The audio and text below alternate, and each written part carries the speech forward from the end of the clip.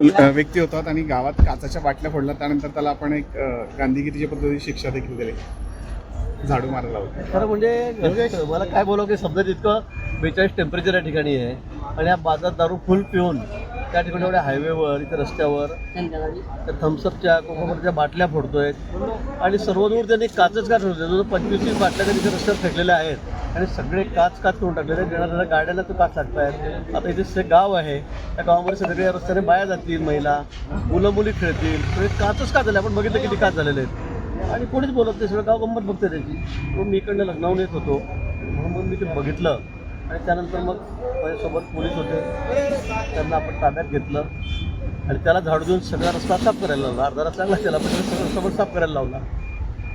पण तो इतकी दारू प्यायलेला आहे, त्याला काय बोलतही समजत नाही.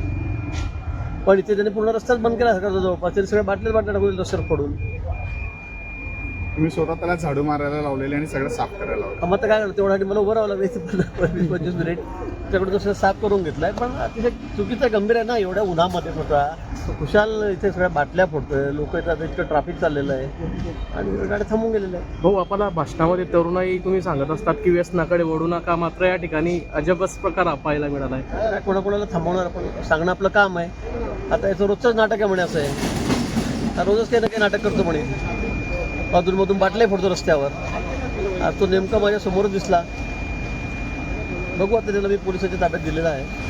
त्याच्याकडून सगळा रस्ता साफ करून घेतला. पण दुसरं कोण काढणार, कोणी साफ केला जसा रस्ता.